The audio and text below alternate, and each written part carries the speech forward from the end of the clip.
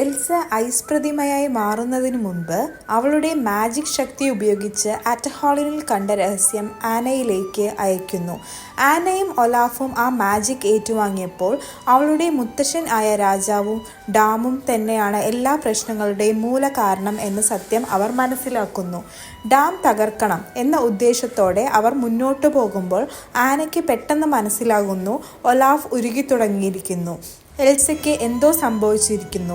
ഒലാഫിൻ്റെ അവസാന നിമിഷങ്ങളിലും അവൻ എൽസയെക്കുറിച്ചാണ് ആശങ്കപ്പെടുന്നത്. ആനയുടെ കണ്ണുകൾ നിറഞ്ഞു. ഇപ്പോഴവൾ ഒറ്റയ്ക്കാണ്. എങ്കിലും അന്ന പിന്തിരിയുന്നില്ല.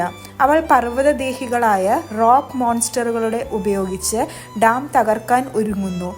ക്രിസ്റ്റോഫിൻ്റെയും ആരൻഡേൽ സൈന്യത്തിൻ്റെയും സഹായത്തോടെ അവരെ ഡാമിലേക്ക് നയിക്കുന്നു.